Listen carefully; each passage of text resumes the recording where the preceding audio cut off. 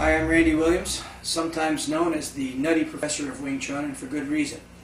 And today I'm going to show you a new contraption that I've devised with the help of James Bajika of Warrior Martial Arts Supply. And what we're going to do is show you guys what we call the Bat Zao Yu, or the Octopus wooden dummy. Now the Octopus wooden dummy looks very similar to the normal wooden dummy, except for the fact that it has an additional 2 upper arms and an additional 2 lower arms that the normal wooden dummy doesn't have. Now, one thing you'll notice about the Octopus dummy is that with these extra arms that it has on the upper and lower levels, what you have is basically the same relationship that the normal 2 upper dummy arms have, 45-degree opening. You have that same relationship between these 2 arms, and you have that same relationship between these 2 arms.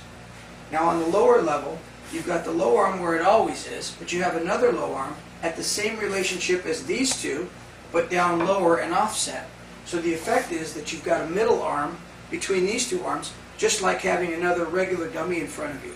But it happens to have the same relationship here and here, and here and here. But because of the offset, this falls into the middle, and therefore you once again have a normal dummy relationship that you would have with your regular wooden dummy, with only a slight offset and backwards of the normal offset. So you have a chance to work 2 different offsets. And it's not much of an offset because of the way James has designed it. The offset is very minimal. But the offset that you see is opposite of what you have on a normal dummy on this side, and the same as a normal dummy on this side. In the middle, they're even. So you now have 2 sets of arms that you can work with, and you can do a lot of things on this dummy that you can't do with a regular dummy. Now, I know a lot of people would see this and think it's really strange, and I've already seen people commenting that, more arms won't do you any more good, and that's not exactly correct. If you understand how to use this, which I'm going to show you a little bit of, you're going to find out that there's a lot of things that you can do on this dummy that you can't do with a regular dummy that more closely approximate real combat, and without having to make those little adjustments that you have to make on your normal dummy to create the same effect. So the most important thing, and this dummy has a lot of different uses, you'll see, but the most important difference between it and the regular dummy is in what I call V-stepping. I do a lot of stepping in CRC and Wing Chun, what's called Noi Sin Y, outside facing step, and I step on this imaginary V in front of me, and it's for the purpose of gaining the advantage of facing, meaning facing my live area or my frontal area to my opponent's dead side or his back. Now, what happens with the wooden dummy, the Octopus dummy, is that I'm able to do techniques exactly the way I would do them in the street or in sparring, and not have to modify them the way I do with the normal dummy. So for example, if I get James to come in here, and we get into, let's say, what I call an open relationship, meaning James can date who he wants and I can date who I want. In a normal fighting technique in CRC and Wing Chun, a typical V-stepping technique, which is designed to get me the advantage of facing, would be if James was attempting that lead jab to my jaw. And what I would do instead to counter that is I would step off on what I would call the V, and then do an inside facing step and now be behind him. So once again, it looks like a step to the outside and then another small step to the inside, which gives me his back. Now that same thing could have been accomplished if he was in the other closed relationship. I would do the same step on the other side with the V step here, and another step and face, and once again, I've got his back. And that's one of the staple footworks, if that's a word, of CRC or Wing Chun. We do a lot of this V step and then another small inside facing step, which leaves us facing the opponent's back. Now, with the traditional dummy, the standard wooden dummy, which, let's say for example, this arm weren't here, and this arm weren't here, which by the way, if you don't want to use the octopus as an octopus for whatever reason, you can remove the 4 arms and have a normal dummy.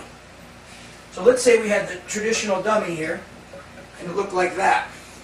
Now, if I wanted to practice from an imaginary closed relationship, what I would have to do to practice this technique in an imaginary closed relationship is I would have to take my step here, and when I did my inside facing step, all I would have to face would be this blank side of the dummy without any arms or anything for me to work with. and I would just have to imagine, doing a chain of punches at my opponent's side. But when I have the actual setup correct, here, what happens then is that instead of making my step and then facing just the blank side of the dummy, I can come over here and work, and I have arms to work with and continue to practice my technique as though my opponent had reacted and turned to face me as a result of my first move. So it would be the equivalent of my opponent turning back towards me and throwing another punch. So I now have this arm which I can work with from this advantage of facing position instead of working it and imagining it was there. What I can now do is create other drills which also, besides using the facing aspect of the dummy, I can also create drills where I practice a move more realistically the way it would be done in a fight without having to shift things with my footwork and make it fit the dummy but not necessarily fit the combat situation. I'll give an example. If James were in here, and let's say, for example, the technique was going to be, let's say James was going to throw a straight punch, which I was going to stop with pak, and then he was going to throw a hook punch, and I was going to stop it with tan pak. So once again, the first one came and I pivot pak. When the next one came, it was a tan pak. Now look at where my hands go in relation to the center line and in relation to my first pak. Watch the first one. The first pak, see where it goes on the center line? The connection between my core and James's core. But when that next hook comes, watch where, see where my hands went? Now, if I was on a wooden dummy doing that same technique and I did the pivot pak and I wanted to go to a tan pak to stop that second hook, if I went to this arm, it would be exactly the same as that street technique without me having to change it. Now, yes, I can imagine going pak, tan pak, pak, tan pak, pak. I can imagine doing that on my regular standard wooden dummy, and I have done for years. But with this dummy, I could do, for example, pak, tan pak, pak, tan pak, pak, tan pak, pak, tan pak. So I hit the original pak and then follow with that. Tan paks out to a line that more closely approximates a hook coming at me. Now in the same way, this low arm in the position, or the lower and upper arms, the extra ones in that position, give me a more realistic feel when I do things that involve an outside facing move which push the dummy arm further away. Now in the past I would always have to say, due to the inflexible nature of the dummy arm, I can't fill in the blanks. And there'd be a lot of moves that I would do in the dummy form that I couldn't finish because it would be, well, because the dummy arm won't move, I can't, oh wait a minute, now I can. And so that's why I do that. In a similar way, if I was doing, for example, like a gang da, normally you practice your gang da like this, don't you? Okay? You practice your gang da like that. Now if you look at the position of my arm, a real gang da done this way would still get me hit. And why? Because of the inflexible nature, etc., etc., I can't push that dummy arm to the extent that I'd like to push it in a real fight that would prevent it from hitting me. But guess what? When I practice with the Octopus, I can do the gang da, which is more closely related to the real gang da that I would do in a fight, that would push that guy's arm or leg far enough out that it wouldn't hit me. So that's one of the other advantages. Now, those are some of the reasons that I created this dummy. Yes. Another good reason for creating this dummy are two-man drills that we can do simultaneously. And we can do the two-man drills either going against each other or going with each other, so that the dummy feels alive and coming against you, or the dummy feels alive and kind of going with you. So it gives you different kinds of feelings, which we'll show you in a couple drills. Then we have these drills I came up with that I call interactive drills. And those are going to be drills where we go back and forth, the two men working it, between working a technique on the dummy and then meeting each other and hitting on the outside to each other. Returning to the dummy, working the dummy, and returning back to each other with alternating techniques. So we can create patterns where we can practice techniques and go back and forth between the dummy and a person. And that really illustrates to you the relationship between the dummy and a real person in a real fight, and shows you here's the difference and here's the sameness of working a wooden dummy and working with a person. So, that's one more. Now, another thing that you can do with this octopus dummy, now not to say you can't do it with your normal wooden dummy, because I have done for years, but I can do much better ground fighting drills with this dummy than I could have with my old dummy. Now, in the old days, and you got to forgive me, I got an injured knee. In the old days, I would do practice techniques on my knees in front of the dummy, and I would only have this arm to work with. So if I wanted to work, for example, something like gang jam, I would have to do a jam sao, which is really kind of stunted, and a gang sao, which is kind of stunted, and I wouldn't be able to really feel how I would use gang jam sao in reality. Well, now what I can do is I can practice moves like, say, Chun sao on the ground and use that lower arm the same way that I would use, or rather the leg, the same way I would use the lower arm. So I have drills and techniques where I can practice going from a low-level move to maybe a mid-level move, and then maybe stand up to a high-level move and then come back down. So we have drills that work that. And so all in all, you'll see that the extra arms have a purpose. They're not just for decoration. They do serve a purpose, and they do enable you to do a bunch of things that you couldn't do with your normal wooden dummy. All right, now I'm going to show you a couple of examples of how you can use the dummy to work together and then to work against each other, and I'll show you how that works. So let's say that we both take the Moi Kwan Sao outside rolling arms lock position.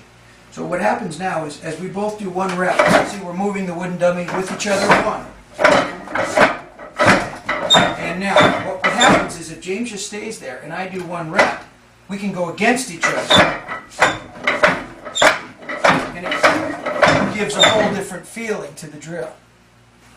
Alright, now another drill we can do, and it's kind of a cooperative drill that we can do, is that we'll both face the wooden dummy in inside facing what's called Loi Sin Wai Gang Jam Sao.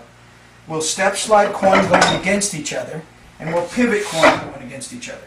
So we'll step and face, step slide, pivot, step and face, step slide, pivot, step and face, step slide, pivot, step and face, step slide, and pivot. Now, we can do that same cycle going with each other. So while James is doing his step and face gang jam here, I could be doing my gang jam here. As we step slide Kwan together, and then pivot Kwan. So it could be step and face, step slide, pivot, step and face, step slide, pivot. And so each time we work, we can either go with each other or go against each other. Alright, now another interactive drill we can do is one where we actually use each other besides the wooden dummy. So for example, let's say we were both in a position where James is throwing a punch on the dummy and I'm doing a. We both come back to jam, and he does his punch and I do my bong. So we go back, and same thing, jam, same thing, back, same thing, back, same thing. So we work like this, and here, and this, and then back in. So you get a little dose of the dummy, and then a little dose of reality. Back to the dummy, and back to the reality. And so that's one way we can work it. Now we can also alternate that so that this time I'm doing the punch and James is doing the bong. I come back, I'm doing the punch and James is doing the bong. I come back, I'm doing the bong and James is doing the punch. I come back, I'm doing the bong and James is doing the punch. Come back, I'm doing the punch and James is doing the bong. Come back, I'm doing the punch and James is doing the bong, you see? So we can work that drill both different ways.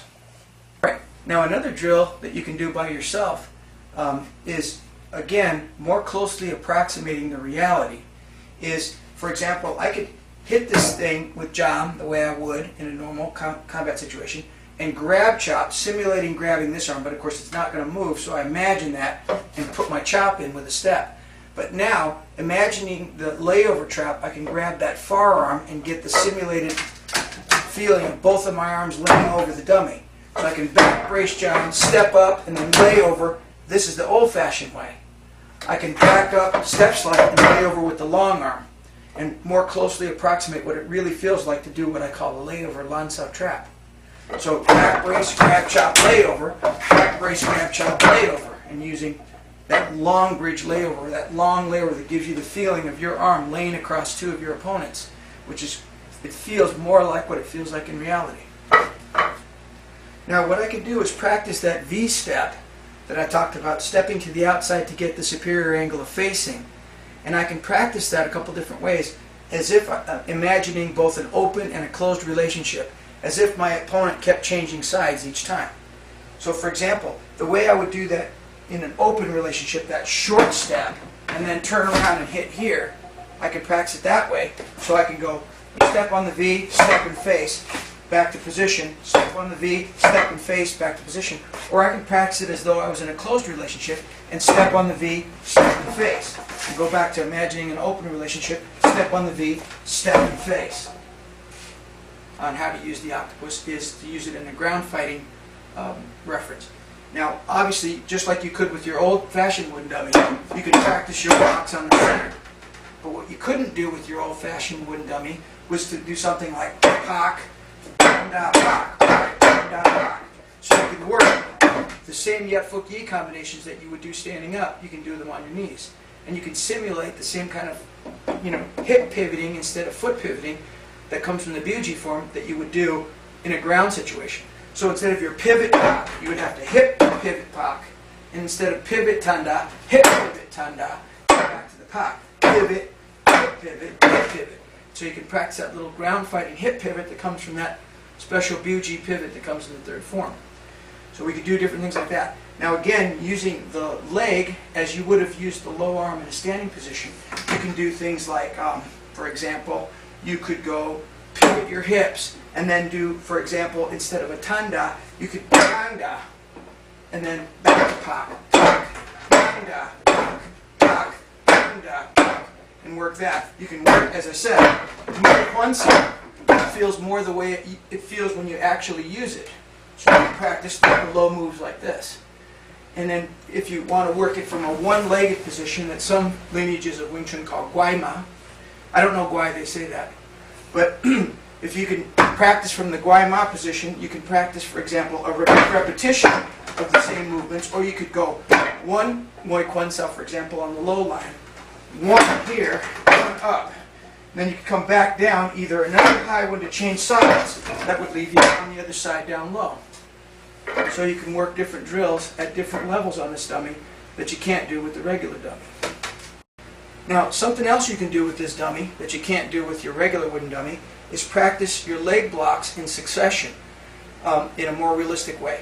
For example, you can take your leg block, for example, fuksat, and then go into a tan leg. So you can go fuk, tan, and work it in a similar way that you would in chi gyuk. And you can have the stop kick or the gyuk going to the other one, to the block, kick, down, bring it around, kick, bring it up, out, kick. So you can work chi gyuk manipulations in a lot more realistic manner than you can with the traditional wooden.